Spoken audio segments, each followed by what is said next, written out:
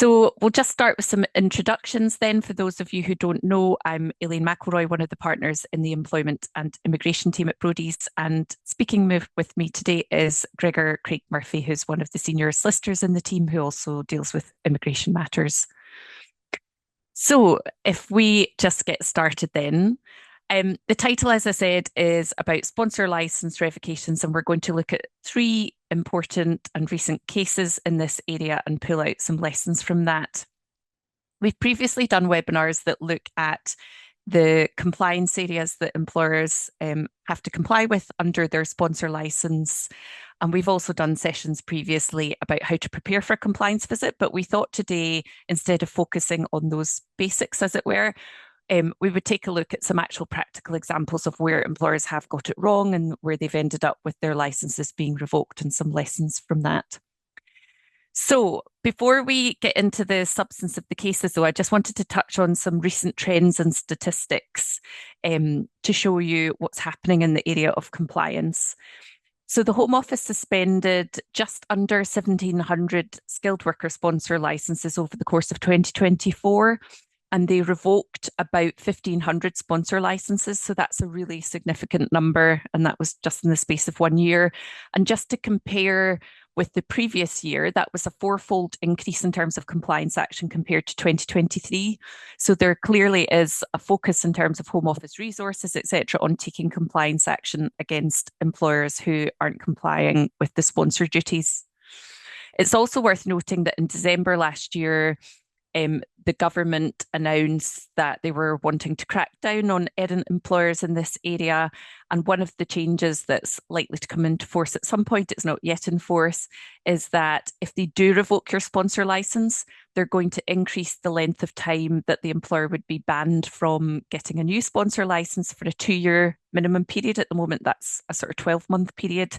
So if your license is revoked, you can't go out the next day and apply for a new one. There's a 12-month sort of cooling off period, and that's going to be extended. So you can see the direction of travel in terms of the government wanting to be more tough with employers in this area.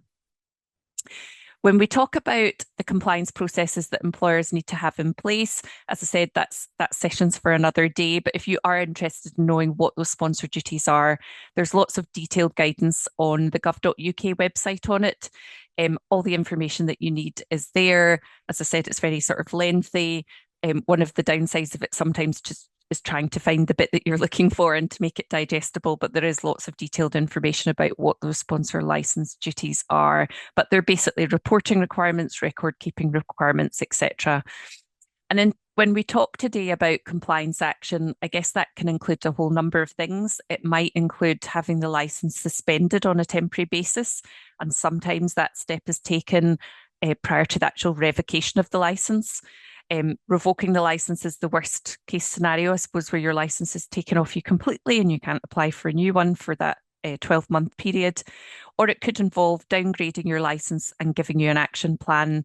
And if it's downgraded to what's called a B rating, it means you can't sponsor new people during that interim period, and you need to implement the sort of actions recommended to you during the action plan period, which is usually 3 months, and you have to pay for that action plan too. So overall compliance action does involve significant financial, reputational and operational risks in that you can't go and sponsor the people that you want to. If there's illegal working involved, there might be really significant fines for that, up to £60,000 per illegal worker, etc. So the consequences of getting it wrong are significant. And when we talk about compliance action, that can be sort of undertaken in a number of ways. Often it might mean that you get a visit from the Home Office, either on a pre-planned basis when they tell you that they're coming, or they can do it on an unannounced basis. And one of the sponsored duties is to allow access to the Home Office if they do want to undertake a visit of that sort.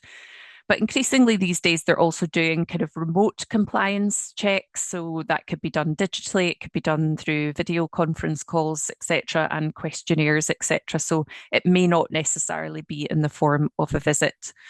And compliance action can be triggered for a number of reasons. It might be as a result of Home Office intelligence that they get through that something's wrong, or it might be that an issue is flagged in the course of an application that you're making, for example, or it could just be by way of a routine check. So there's a number of ways in which it can be triggered. And some employers are lucky and don't get a lot of sort of compliance checks, but it can happen at any time. So before we get into sort of looking at the three key cases that we're going to talk about today, I thought I would just set the scene by covering some key points, which will hopefully be useful when we come on to talk about the cases. So first of all, challenging Home Office compliance action after they've already taken a decision, whether that's a decision to revoke your license, etc., is difficult. It can be expensive and it can take lots of time. And you'll see that when we come on to look at the court cases and the amount of time some of those have taken to go through the courts. Not everybody can afford to challenge through the courts, etc. And it's a tough test in terms of showing that the Home Office got it wrong. There's no right of appeal against a decision to revoke a sponsor license. So the only recourse really is to seek judicial review of the decision through the courts in the ordinary courts in England or Scotland. It's also worth noting that it is possible in some cases to seek interim action through the courts, so basically to protect or preserve the current position pending that judicial review application being heard. If you are at risk of compliance action, then I would say take advice early, because there's an opportunity to make representations in writing to the Home Office before they make their sort of final decision about what they're going to do. Normally, they will write to you and give you something like 20 days to respond, where you can make written representations. And I would say that's the best place to make your best points. It's important that you don't I suppose, hold back in making those points at that stage and then try to do it later through the court process. So get advice early, make sure you make any points before the decision is taken rather than wait for any kind of court process. And in terms of challenges to the revocation of sponsor licenses that we've seen through the courts, the case law does suggest that the courts are quite reluctant actually to overturn Home Office decisions. There's far more decisions where the courts uphold the decisions taken by the Home Office than those where it's overturned. But we will look at one of those today where the employer or the sponsor was actually successful at a certain point in the process.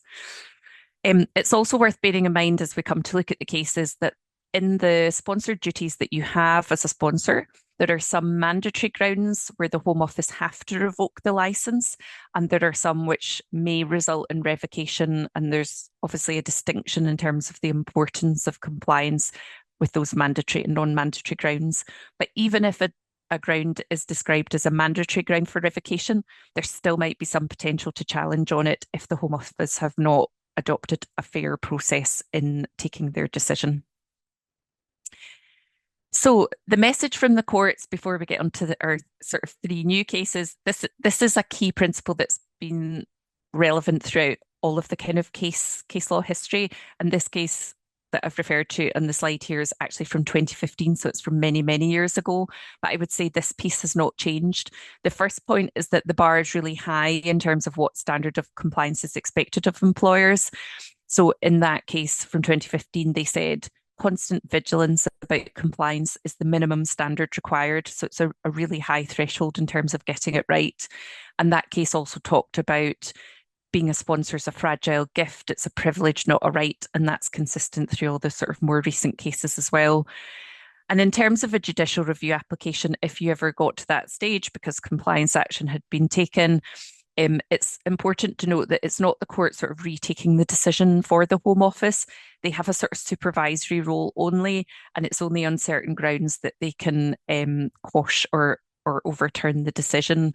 And that's where the employer can demonstrate some sort of procedural unfairness, or the decision was out with the scope of the Home Office's powers and therefore illegal, for example, or irrational. So it's quite a tough test to satisfy for judicial review proceedings.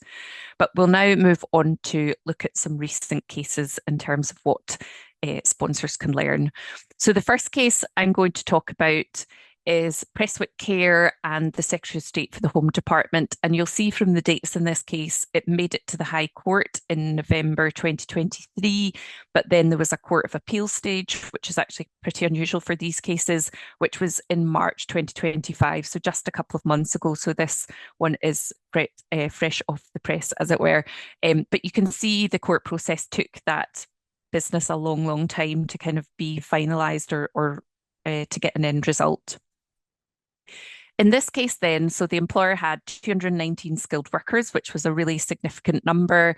It was a business in the social care sector where they do rely heavily on sponsored workers, but having their license was obviously really critical to them given the number of people that were sponsored. The Home Office did a compliance audit or visit in October 2022, and a few months later, so February 2023, they revoked the sponsor license. And they did that based on 6 grounds, which we can look at in the next slide. So the Home Office found that there were a whole series of compliance breaches in this case. The first one was based on the genuine vacancy test not being met. And for those of you who don't know, whenever you come to sponsor someone, you give them a certificate of sponsorship. You're confirming that this genuine vacancy test has been satisfied in relation to that job. And that's basically confirming that there is a genuine job and it meets the skills threshold, etc. That the job description hasn't been exaggerated, for example, to show that it's a higher skilled job than it is, and that it is I guess, a kind of accurate description of the job. And in this case, there were 5 individuals employed as senior care assistants, but the Home Office found that they were not fulfilling their role as described in their job description. And therefore, there was a breach of this genuine vacancy test. And they based that information on interviews with staff that they did as part of the Home Office compliance visit. They also found that one of the nurses had not been paid salary shown on the certificate of sponsorship. And as you can imagine, that's absolutely critical because there's minimum salary levels that the individual is paid the minimums required under the rules and also in accordance with the details shown on their certificate of sponsorship. The employer in this case had also been passing on costs to the individual staff, which were prohibited by law. So it's unlawful to charge an employee the cost of the immigration skills charge. That must be an employer cost. Same with certificate of sponsorship fees. And they had been doing that, which was an unlawful practice. They also hadn't complied with statutory sick pay rules. Some of you might be surprised to hear that that was relevant in terms of the immigration piece, but compliance with employment laws is one of the sponsor duties that sits across all of the kind of the guidance. Record keeping was a further breach. They hadn't got effective systems of record keeping in terms of keeping the up-to-date addresses, home addresses for their migrant workers on their systems. And that is one of the record keeping requirements in the rules. You must have both a history of past and current home addresses, and the individual needs to know to tell you if they're moving house. And then finally, on monitoring, the employer didn't have an adequate diary system to do follow-up checks for right to work. So if we look at the court process then, I guess in that case, there was a whole catalogue of errors, so it's not surprising that the revocation decision was made. But the employer challenged, first of all, the High Court stage, and they argued that there was procedural unfairness and that some elements of the decision were irrational, but the court didn't overturn the decision. They upheld the revocation, and they talked about the fact that the incorrect job descriptions and paying a sponsored worker less than the salary and the certificate of sponsorship were those mandatory grounds for revocation, and the onus was on the employer to provide evidence that they had complied and they hadn't done that. And then at the second stage, the Court of Appeal stage, the employer actually made a different argument here. They argued that the Home Office should have considered the broader picture in terms of the impact of revoking this licence.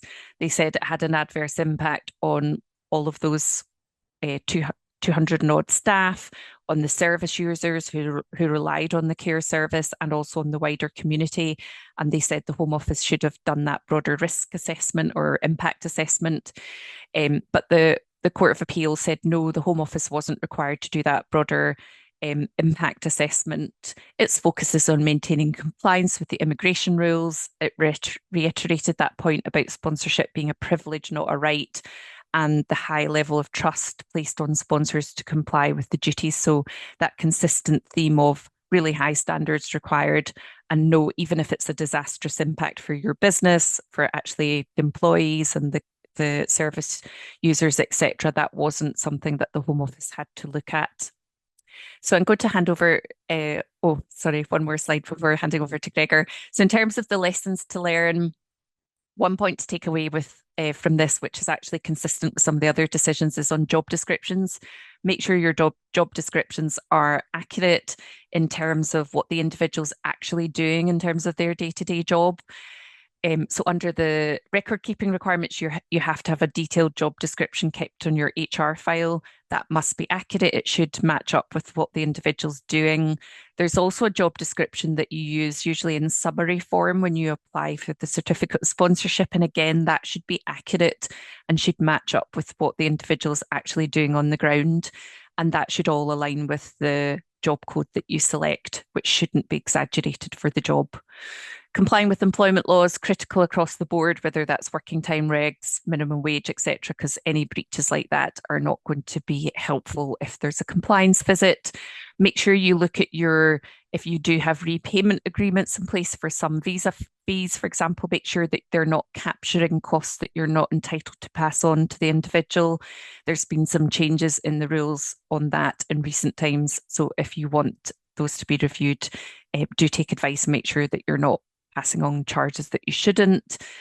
And then if there are multiple breaches, challenging the decision is going to be much harder. If you've got really good systems and processes in place and you have a one-off inadvertent breach, that's going to be a lot easier to challenge on than if you've got a whole stack of problems, which that client did have, or that business did have in that case.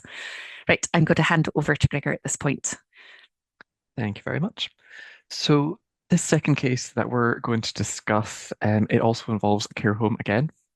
This care home had 162 staff members, and just under 70 of those staff members were sponsored. The license had originally been revoked on the basis that the duties of one employee out of the total of 68 sponsored staff did not match the duties set out on the job description on their certificate of sponsorship, and that her role did not represent a genuine vacancy. So when it comes to the job description, specifically, it was found that she was only doing 6 of the 8 duties, which were actually listed on the certificate of sponsorship. So the sponsor sought a judicial review of this decision in the High Court, and the High Court overturned the decision of the Home Office to revoke the sponsor license. Now, in the High Court, the sponsor was successful on the basis that the Home Office had misconstrued the policy or had reached an irrational or inadequately reasoned conclusion when deciding that the individual's role didn't match what was on the certificate of sponsorship on the basis of those two discrepancies. In addition, it was also considered that the Secretary of State had failed to conduct an adequately reasoned global assessment of all relevant considerations when deciding whether to revoke or downgrade the sponsor license, and that was even in this situation where there was one of these mandatory grounds for revocation which had been found.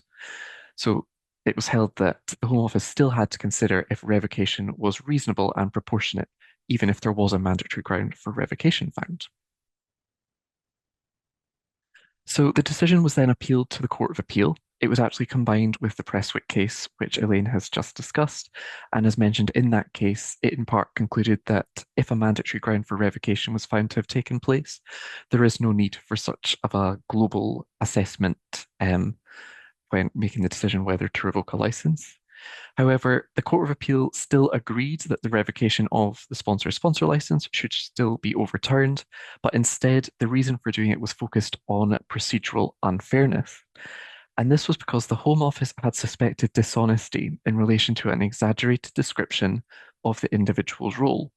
However, they had not put this suspicion to the worker themselves or to the sponsor as part of its interview and investigation process before it then decided to revoke the sponsor license.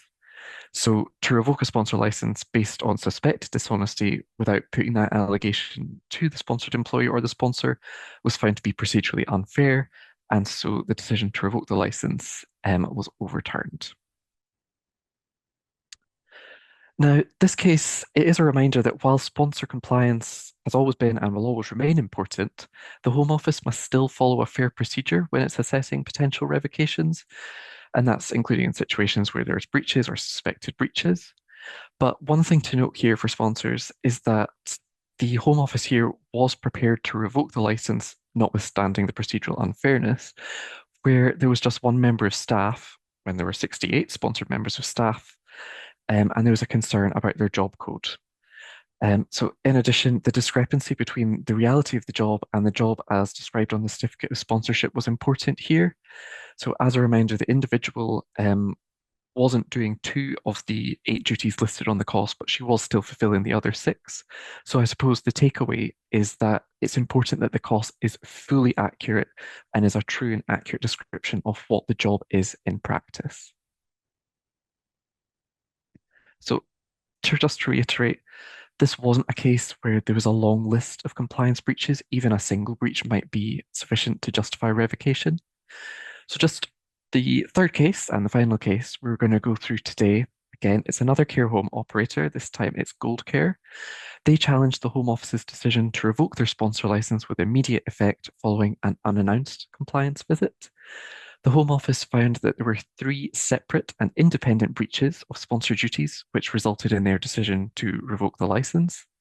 Those three breaches were that one of the sponsored workers' roles was not a genuine vacancy, which we've already discussed. Secondly, that the sponsored workers' services were at a lower skill level than was stated on their certificate of sponsorship.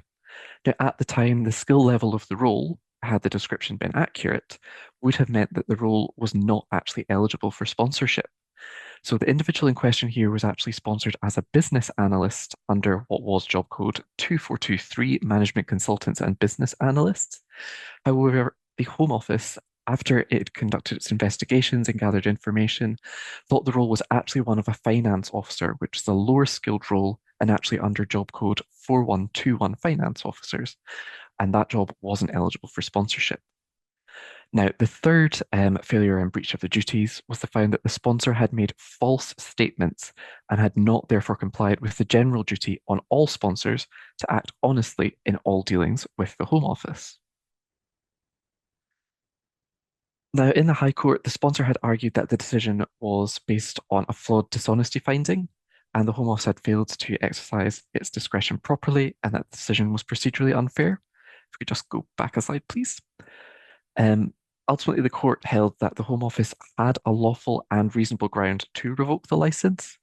So the Home Office was entitled to revoke the license on the basis that the sponsor had breached its duties by employing someone in a role that did not meet the minimum skill level set out in the guidance. So the finding of dishonesty in connection with the genuine vacancy was actually overturned, but the license could still be revoked without this finding of dishonesty. That wasn't necessary. A breach of the rules had still occurred, notwithstanding any dishonesty or not. And on to the next slide, please. So, just to kind of give a couple of lessons for sponsors from this case, it emphasizes the importance of ensuring that you select an accurate job code for the role in question. And it's also important to ensure that you have a detailed job description in place that matches the duties on the course, which aligns with the job code that is being sponsored. The case is also helpful in reminding employers how important it is to act honestly in all dealings with the Home Office. So, if compliance action is threatened, it's important to take advice about how to respond so that you can respond early, quickly, and ensure, crucially, that you are responding honestly and openly. So we've put together a list of some recommendations, some top tips for employers. So from the cases that we've gone through, they're each a significant reminder that sponsor license compliance remains rigorously monitored and non-compliance is not going to be tolerated by the Home Office. But in order to help fulfill your obligations, organizations might want to think about completing regular training on sponsor license compliance and making sure that the relevant staff receive that training. It can also be helpful to explain to those members of staff who are responsible for ultimately making sure that your sponsor duties are complied with, understand the implications of a license being revoked and the effect that's going to have on those that you sponsor with their visas being cancelled. We've also mentioned right to work checks on the slide here, and of course, it's vital to make sure you've got them correct. Those are part of your sponsor duties. It's good to have a policy in place to ensure that you can comply with your monitoring and reporting obligations so that it sets out which members of staff within your business are responsible for what, and so everyone knows what is expected of them, what sponsored staff have to report, and what line managers have to make sure is fed back to your level one users. Now, those policies are also helpful to demonstrate to the Home Office that you've got the necessary procedures in place should they ever conduct a compliance visit. You may want to consider taking an external audit of your processes, procedures, and records, or at least you may want to consider doing your own internal audits annually of your own records and procedures, just to make sure all areas of compliance are met. If you did have any concerns, or if you learn about an upcoming compliance visit, do take advice promptly. If you have a compliance visit, take notes, keep those notes on file, and ask for copies of the notes that are created by the Home Office officer. Now, if you do get notice that the Home Office are coming and if they're considering compliance action and you're given the opportunity to make representations, make sure you take advantage of that. And of course, make sure you are open and honest with the Home Office. If you will be taking advice, make sure you do it as soon as possible to put yourself in the best position to respond to the Home Office, particularly if they've set a tight timescale for the response. Now, just to finish up, I thought we'd give a bit of an update on some expansion of right to work checks that's coming. So on the 30th of March, the Home Office had announced that right to work checks are going to be extended in scope to require employers to carry out checks on gig economy and zero hours workers, in addition to those who are employees. At the time this was announced, it's unclear what the timescale is for implementing this change. Timescale wasn't published. Employers will need to revise their right to work processes and written procedures to take account of these changes once we have final details. And for those employers that rely heavily on workers, may need to consider what processes they need to implement and comply with, particularly in situations if you engage workers for short periods regularly, sort of seasonal type workers. It remains to be seen what sort of checks are going to be required and how often they're going to have to be completed. Um, just as a quick reminder, sponsors are required to comply with Home Office guidance on right to work checks as part of their sponsor duties. All employers are liable for civil penalties if they employ someone who does not have the right to work, unless, of course, they've got a statutory excuse by following the correct guidance. And for that reason, employers typically only carry out right to work checks on employees. However, for the Home Office, the sponsor duties do extend beyond just those who are employees, but also to those that you are sponsoring, even if they're not a direct employee. So if they are a worker or self-employed, and that requirement applies because of sponsor duties, not actually through the illegal working legislation itself. Some businesses will, of course, already be doing these sorts of checks. The guidance does provide some compelling reasons why businesses might do right to work checks on the status of individuals who are not employees, sort of operational disruption, reputational reasons. So some employers might already be doing those checks already to mitigate those risks. Now, we've got a couple of minutes left, so we can see if there are any questions. Yeah, and please do put your questions into the Q&A box because even if we don't get a chance to answer them all just now, we will come back to you separately. But I've got one here, Gregor. If we I understand that you can get an action plan in some cases rather than the license suspended or revoked. Is that right? And what's involved in an action plan? Yep, so the Home Office can impose an action plan. That is one of the options available to them. They tend to be used in more minor cases of compliance breaches. The Home Office basically set out an action plan which will give the employer some 3 months to make improvements that the Home Office will set out on that action plan. There is a fee for the privilege of being put on an action plan of £1,579.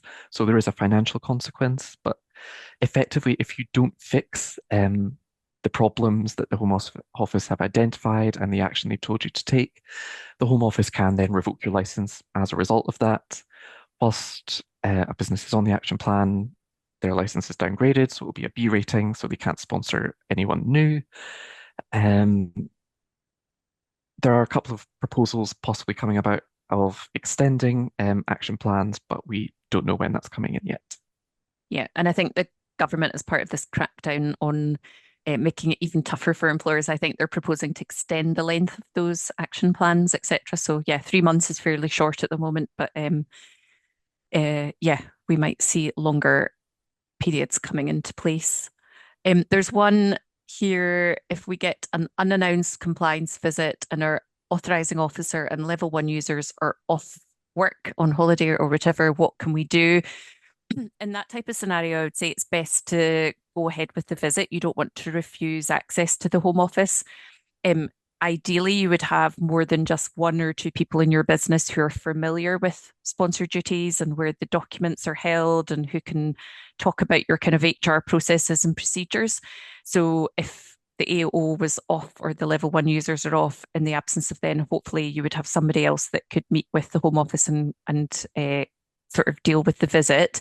But if there were certain questions that you needed to follow up on later, once the authorising officer was back at work, for example, it may be that you could do that by email or follow up questions, etc. But I would say do allow them access to your premises and let them see your records and your processes, etc., even if somebody is off work. And then there's one final question we've got time for, I think, just now. We might have some to come back to people on later. But on right to work checks for workers, we've got lots of seasonal staff who work for periods and then cease work and then start again. Is there an indication of how often we'd need to do right to works checks on those workers? No, we don't have the detail on how they're going to apply to workers. I do think this will be a key issue for many businesses who've got lots of workers, especially where they're stopping and starting.